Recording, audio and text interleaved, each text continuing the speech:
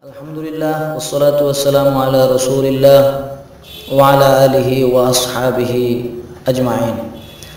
Amma ba'd, সুপ্রিয় দর্শক মণ্ডলী, আসসালামু আলাইকুম ওয়া রাহমাতুল্লাহি ওয়া বারাকাতুহু। এই মাসটি হচ্ছে জিলহজ মাস। পৃথিবীর সমগ্র দেশ থেকে, সকল দেশ থেকে কম বেশি সংখ্যক মুমিন মুসলমান হজের উদ্দেশ্যে মক্কাতুল মুকাররমায় গমন করেছেন। হজের পরে অনেকে মদিনায় যাবেন, আবার অনেকে মদিনায় না গিয়েই চলে আসবেন। হজ ইসলামের এমন একটি বিধান যেটি আল্লাহ ফরজ করেছেন বৃত্তশালীদের জন্য। হজের মধ্যে অনেকগুলো বিধান রয়েছে, কিছু ফরজ রয়েছে, কিছু ওয়াজিব রয়েছে, কিছু সুন্নত রয়েছে। হজের ফরজগুলি সবাই বলেন, সমস্ত ওলামায়ে কেরাম বলেন, ওয়াজিবগুলিও সমস্ত ওলামায়ে কেরাম বলেন, কিন্তু সুন্নতগুলির ব্যাখ্যা পরিপূর্ণভাবে আমরা করতে শুনিনি। তো আজকে আমরা এমন একটি হজের সুন্নত সম্পর্কে আলোচনা করব, যে সুন্নতটি বর্তমানে আমার মনে হয় 1 লক্ষ হাজী সাহেবের মধ্যে একজনে করে কিনা সন্দেহ। এমন একটা সুন্নতের কথা বলবো। আল্লাহ রাসূল সাল্লাল্লাহু আলাইহি ওয়াসাল্লাম ইরশাদ করেন, মুত্তাফাক আলাইহি হাদিস, মান তামাসসাকা বিসুন্নতি ইনদা ফাসাদি উম্মতি ফালাহু আজরু মিয়াতা শাহীদ। একটা মুর্দা সুন্নতকে যদি কেউ জিন্দা করে, তাহলে আল্লাহ রাব্বুল আলামিন তার আমলনামায় 100 শহীদের সওয়াব দান করবেন। সুবহানাল্লাহি ওয়া বিহামদিহি সুবহানাল্লাহিল আযীম। তো সেই সুন্নতটির আলোচনা আমরা করব, যে রাসূল পাক সাল্লাল্লাহু আলাইহি ওয়াসাল্লাম হজের পরে সাহাবায়ে কেরাম রিদওয়ানুল্লাহি তাআলা আলাইহিম আজমাইনদেরকে নিয়ে, সমস্ত সাহাবায়ে কেরামদেরকে নিয়ে তিনি মদিনায় রওনা করলেন। রওনা করার পরে মক্কা থেকে যাওয়ার পথে, মদিনায় যাওয়ার পথে, মদিনার নিকটবর্তী একটি জায়গা, যে জায়গার নাম হচ্ছে গাদিরে খুম। গাদিরে খুম একটি জায়গার নাম। গাদির মানে হচ্ছে জলাশয়, অর্থাৎ খুমের জলাশয়। এই জলাশয়ের নিকট যাওয়ার পরে আল্লাহ রাসূল পাক সাল্লাল্লাহু আলাইহি ওয়াসাল্লামের কাছে কোরআন শরীফের শেষ আয়াতের আগের আয়াতখানা নাজিল হলেন। আর নাজিল করলেন আল্লাহ রাব্বুল আলামিন, ইয়া আইয়ুহার রাসূল বাল্লিগ মা উনজিলা ইলাইকা মির রাব্বিকা ওয়া ইল্লাম তাফআল ফামা বাল্লাগতা রিসালাতাহু ওয়াল্লাহু ইয়াসিমুকা মিনান নাস। যে হে রাসূল, আপনার উপরে আমি যা নাজিল করেছি আপনি তা মানুষের কাছে পৌঁছে দিন, আর যদি আপনি এটা না পৌঁছে দেন তাহলে আপনি নবুয়তের কোনো কাজই করেননি। এত শক্ত ভাষায় আল্লাহ কথা বললেন। অতঃপর আল্লাহ রাসূল যে কাজটি করলেন, সেই কাজটি হচ্ছে সমস্ত সাহাবায়ে কেরামকে ওখানে অবস্থান করতে বললেন। সমস্ত সাহাবায়ে কেরাম থেমে গেলেন। থেমে যাওয়ার পরে আল্লাহ রাসূল সাহাবায়ে কেরামের মধ্যে থেকে কারো বিভিন্ন মাল সামানা নিয়ে মিম্বার তৈরি করলেন। সেই মিম্বারের উপরে আল্লাহ রাসূল উঠে এবার খুতবা দিলেন। খুতবাটা ছিল এরকম, প্রথমে আল্লাহ রাসূল সবাইকে প্রশ্ন করলেন, আলাস্তু আউলা বিকুম? সবাই বললেন ক্বালু বালা। তারপরে আবার প্রশ্ন করলেন, আলাস্তু মাওলা বিকুম? সবাই বললেন ক্বালু বালা। প্রথমে আল্লাহ রাসূল বললেন, আমি কি তোমাদের কাছে অধিক নিকটবর্তী নয়, অধিক প্রিয় নয়? সবাই বললেন ইয়া রাসূলুল্লাহ, হ্যাঁ। আবার প্রশ্ন করলেন, আমি কি তোমাদের মাওলা বা মালিক বা প্রভু, বা আমি কি তোমাদের মধ্যে শ্রেষ্ঠতম অবস্থানে নয়? তখন সবাই বললেন ইয়া রাসূলুল্লাহ, হ্যাঁ।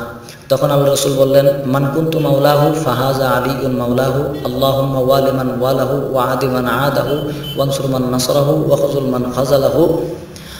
আল্লাহ রাসূল বললেন যে মান কুনতু মাওলাহু, আমি যার মাওলা ছিলাম, ফাহাজা আলিয়ুন মাওলাহু, আজকের থেকে আমার আলী তার মাওলা।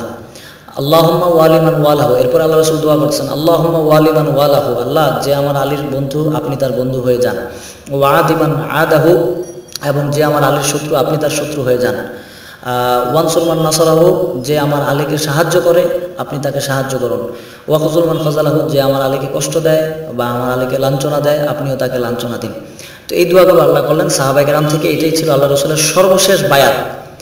তো এখন এই আলোচ্যটা আসলে আমাদের দেশে নয়, সারা পৃথিবীতে এখন এই বিষয়টার উপরে কেউ কোনো আমল করে না, ওই জায়গাটা যায় না।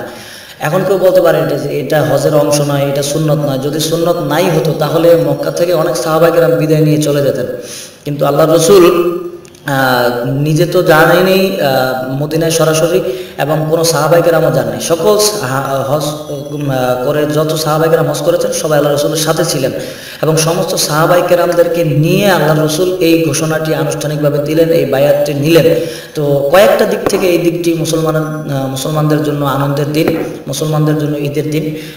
প্রথম নম্বর কারণ হচ্ছে যে এরপরে যখন আল্লাহ রাসূল এই বায়াতটি নিলেন, নেওয়ার পরে আল্লাহ বললেন, আলিয়াউমা আকমালতু লাকুম দীনাকুম ওয়া আতমামতু আতমামতু আলাইকুম নিআমাতি ওয়া রাদিতু লাকুমুল ইসলাম দীনা, যে আজকে আমি তোমাদের মাঝে দিনকে পরিপূর্ণ করে দিলাম। এখানে একটি বিষয়, সেটি হচ্ছে যে এই মাওলা আলীর বেলায়াতের ঘোষণা, বেলায়াতের ইকরার, বেলায়াতের বায়াত নেওয়ার আগ পর্যন্ত ইসলামে নামাজ ছিল, রোজা ছিল, হজ তো সবাই করেই আসলেন, তখন যাকাতও ছিল, কিন্তু দিন পরিপূর্ণ ছিল না। যেই মাত্র মাওলা আলী কাররামাল্লাহু ওয়াজহুল কারীমের বেলায়াতের ঘোষণা দিলেন, আল্লাহ রসুল বেলায়াতের ইকরার নিলেন, বেলায়াতের বায়াত নিলেন, সঙ্গে সঙ্গে দিন পরিপূর্ণ হয়ে গেল। সুতরাং বেলায়াতটা হচ্ছে দিনের একটি বিশেষ একটি বিষয়। আরেকটি বিষয় হচ্ছে যে যদি বেলায়াত ছাড়া দিন অসম্পূর্ণ, এটা আল্লাহ রসুল নিজে আমাদেরকে বুঝিয়ে দিলেন।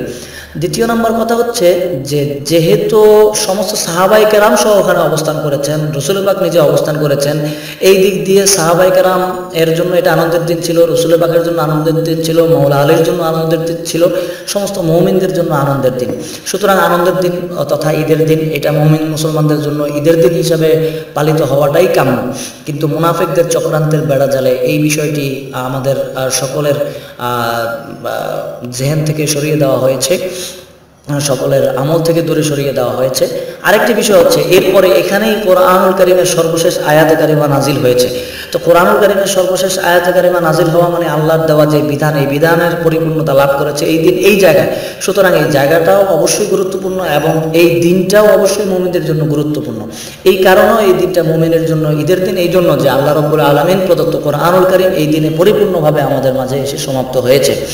অতএব প্রত্যেকটা মুসলমানের কর্তব্য যে এই দিনে আল্লাহ রসুল পাক সাল্লাল্লাহু আলাইহি ওয়াসাল্লামের প্রতি বেশি বেশি দুরূদ ও সালাম পড়া এবং রসুলের আহলে বাইতের উপরে বেশি বেশি দুরূদ ও সালাম পড়া।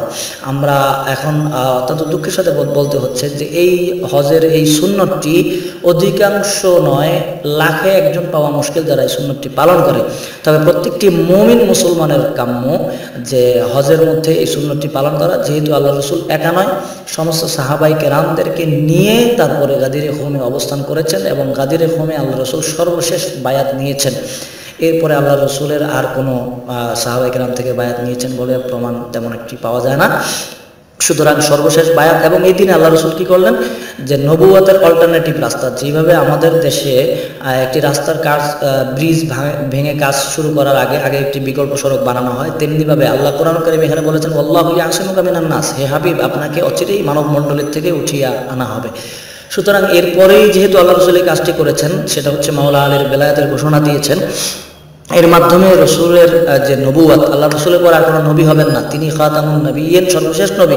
কিন্তু আল্লাহ রসুলের জাহেরিভাবে উপস্থিত না থাকার পরে, ওনার জাহেরি অনুপস্থিতিতে ওনার অল্টারনেটিভ কাজটা কে করবেন, অল্টারনেটিভ রাস্তাটা কি হবে, সেই রাস্তাটা আল্লাহ রসুল দেখিয়ে দিলেন। সেই রাস্তাটার নাম হচ্ছে বেলায়াতের রাস্তা।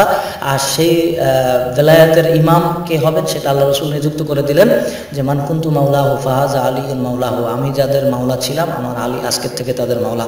সুতরাং আসুন আমরা সবাই এই 18ই জিলহজ আমরা যারা হজ করতে যাব, আমরা গাদিরে খুমে অবস্থান করে এই সুন্নতটি আদায় করি এবং কোরআন পরিপূর্ণ হয়েছে এই জায়গায় সেই জিনিসটি অনুধাবন করি এবং নবুয়তের অল্টারনেটিভ রাস্তা হিসাবে আল্লাহ রসুল আমাদেরকে বেলায়েতের রাস্তা দিয়েছেন, সেই বেলায়েতের সম্রাট, বেলায়েতের ইমাম মাওলা আলী কাররামাল্লাহু ওয়াজহুল কারীমকে স্মরণ করি এবং আহলে বাইত এবং আল্লাহ রসুল পাক সাল্লাল্লাহু আলাইহি ওয়াসাল্লামের উপরে বেশি বেশি দুরূদ ও সালাম পড়ে আমরা এই সুন্নতটি আদায় করি এবং আমরা এই দিনের এই আনন্দটি আমরা হৃদয় থেকে অনুধাবন করার চেষ্টা করি। আল্লাহ রাব্বুল আলামিন আমাদের সকলকে রসুল পাক সাল্লাল্লাহু আলাইহি ওয়াসাল্লামের উসিলায় এবং আহলে বাইতের উসিলায় আমাদেরকে বিষয়টি অনুধাবন করার, বুঝার এবং আমল করার তৌফিক দান করুক।